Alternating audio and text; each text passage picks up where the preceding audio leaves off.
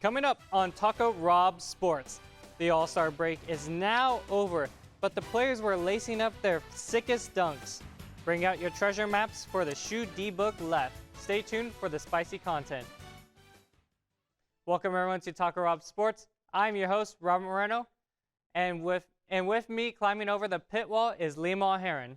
Thank you, Robert. It's so good to be here. Now, you were telling me earlier about some of the hot new kicks that were being put on the NBA court. So what's this new spicy content? Steph Curry dropped his newest shoe line.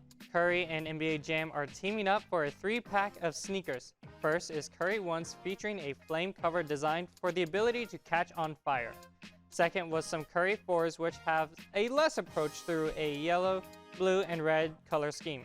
Rounding out the trio is the Curry Splash, which features a static print with a black, turquoise, and pink color scheme for the NBA Jam branding.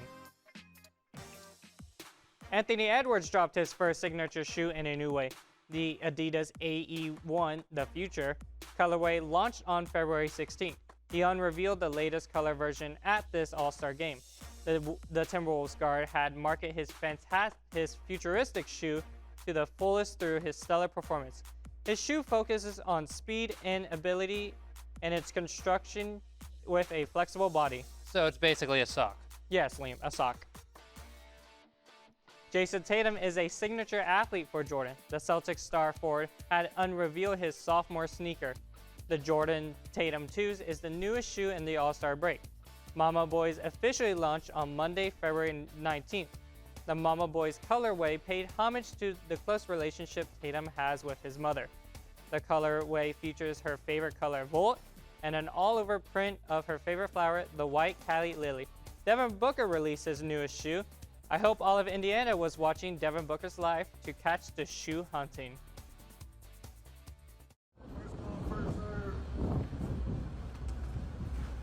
Oh.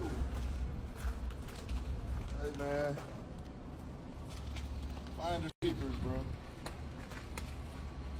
Where should I leave, bro? Where? Out here in snowy Indiana. Finders keepers, bro. Coming up next, it seems that once again, the All-Star game is still missing a little bit of that spice. But Robert's got some ideas cooking up to see if we can fix it.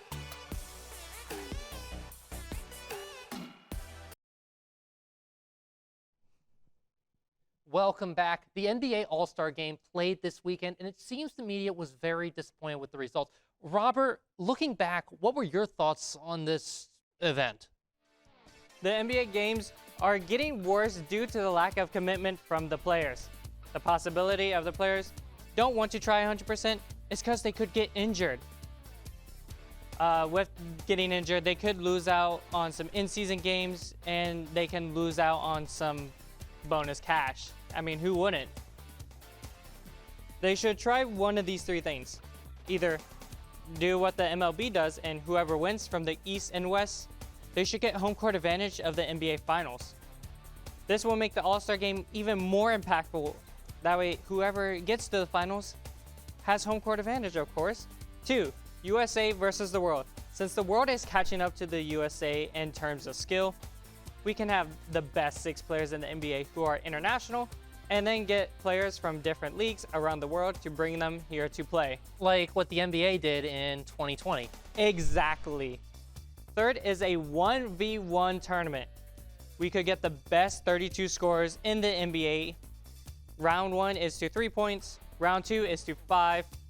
Round 3 is to 7. Round 4 is to 11. And the final round is to 21.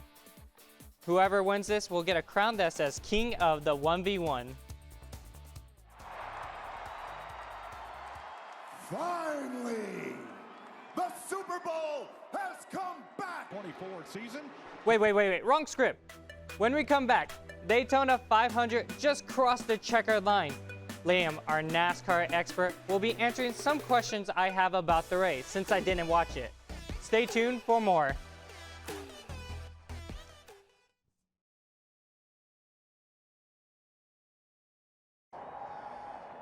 In the proud spirit of America and in the proud spirit of our great country, Finally, The Rock says, drivers, start your engine!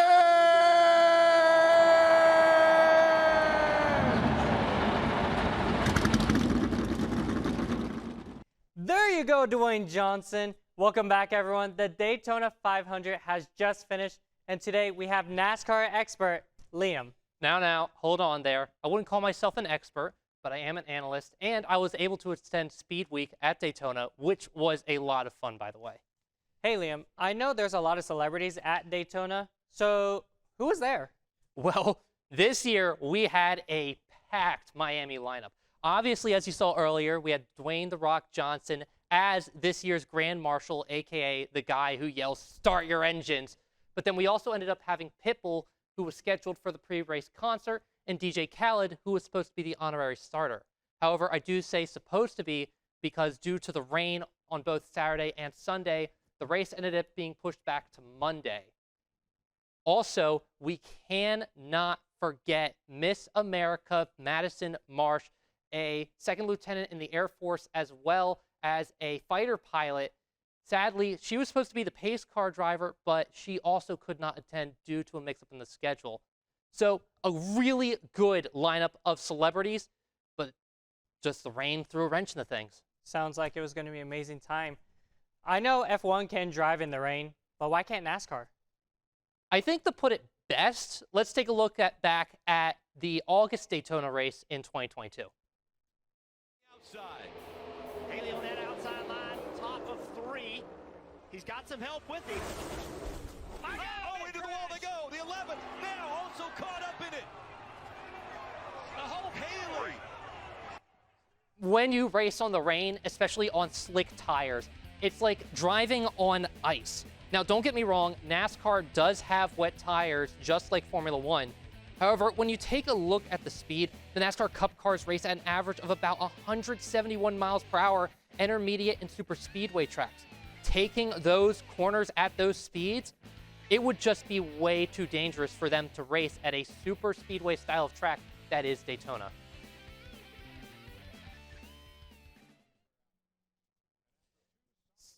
So yeah, it's just too dangerous. So when that rain hits, everything has to stop, or else we could end up having someone get majorly injured.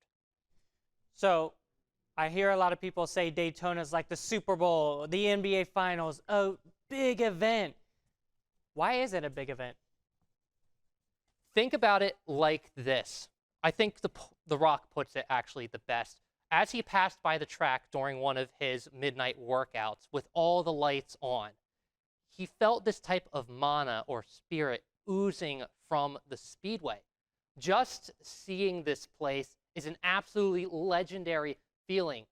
One, because you don't actually realize the size of the facility. I mean, it's a mile long in the infield. You could fit 2 or 3 football stadiums in there. It's incredible. And 2, the lineup of the historical figures that have run there, and 1, Denny Hamlin and Joey Logano are 2 of the most recent. But you have Kurt Busch, Matt Kenseth, Michael Waltrip.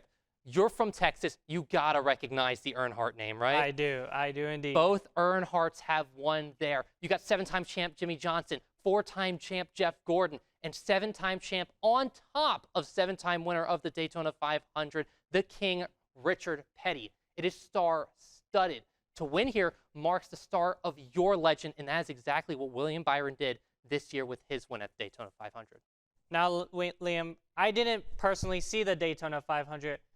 Was it close or was it not? Well, let's put up the image that NASCAR has sent us. Here it is. This is the official image of the end of the race. What's that? What's that yellow light right there? So, sadly, NASCAR has a rule that states when a caution is thrown and the leader has taken the final lap, the white flag we call it, then the next flag that comes out ends the race. Whether that be a caution flag, a red flag that stops the race, or the checkered flag. What we're seeing here is the caution light, and sadly, as I said, they ended up taking the caution right after they crossed the finish line due to these 2 cars here. So this is the frame that NASCAR claims the caution light came out, which we can see over here. And then if we take a look at the two cars up front, the ones that we got to concentrate on are the 24 and the 48. That is William Byron in the 24 white, Alex Bowman in the 48 purple. Both teammates, but fans were arguing about who won this race because this was the only photo NASCAR has. However, if we zoom in there, the image is going to look terrible. But here it is, William Byron just getting a fender on Alex Bowman, about 2 to 3 feet. That's a thousandth of a second. So was it a close race? Absolutely. Well, Liam, I think we sped through all of Daytona today. So I think I'm going to stop the puns here. And I'm just going to say, adios, amigos. That's not how you say it, but adios, amigos.